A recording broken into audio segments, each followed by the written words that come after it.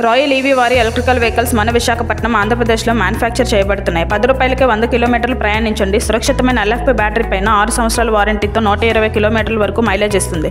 ఆంధ్రప్రదేశ్, తెలంగాణ, తమిళనాడు, ఒరిస్సా, ఛత్తీస్గఢ్, జార్ఖండ్, కర్ణాటకతో పాటు వివిధ రాష్ట్రాల్లో ఇండియా మొత్తంగా కొత్త బ్రాంచీలు తెరవబడుతున్నాయి. డీలర్షిప్ వివరాల కొరకు ఈ క్రింది నంబర్లను సంప్రదించండి. పూర్తి వివరాల కొరకు మా వెబ్సైట్ www.theroyalev.com సందర్శించండి.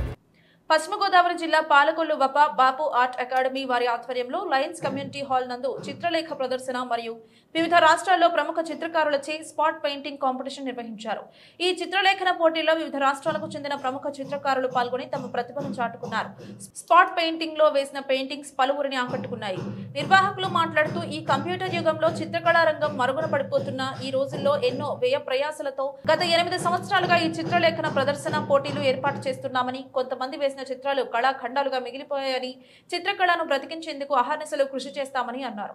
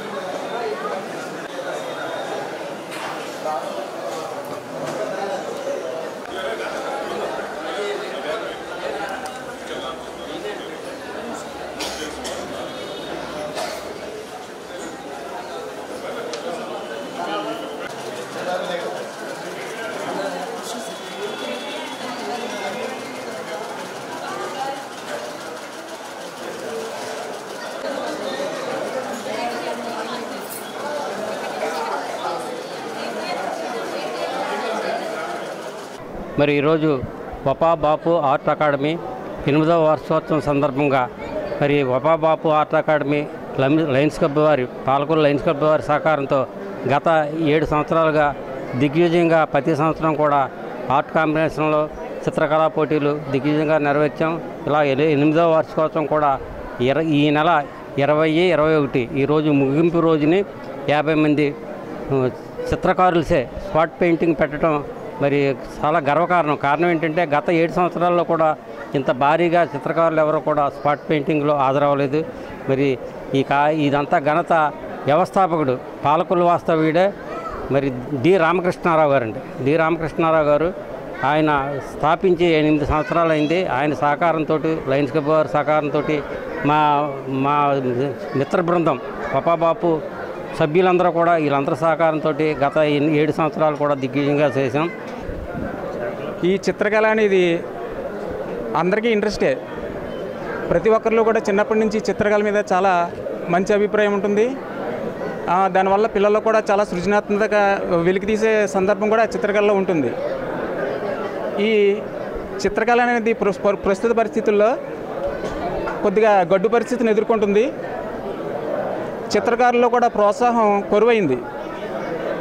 ఇటువంటి సందర్భంలో చిత్రకళ మీద ఆసక్తి పెంచి చిత్రకారులను ప్రోత్సహించాలనే ఉద్దేశంతో ఈ 50 మంది చిత్రకారుల్ని ఒకే వేదిక మీదకి తీసుకొచ్చి లైవ్ పెయింటింగ్, స్పాట్ పెయింటింగ్ని ఏర్పాటు చేసాం. దీనివల్ల ఏంటంటే ఆసక్తి ఉన్నవాళ్ళు, చిత్రకళ మీద ఉన్న అభిమానంలో ఉన్నవాళ్ళు చిత్రకళలో మెలకువలు నేర్చుకుని తద్వారా వారు నైపుణ్యం పెంచుకుంటారనే మా ప్రధాన ఉద్దేశం.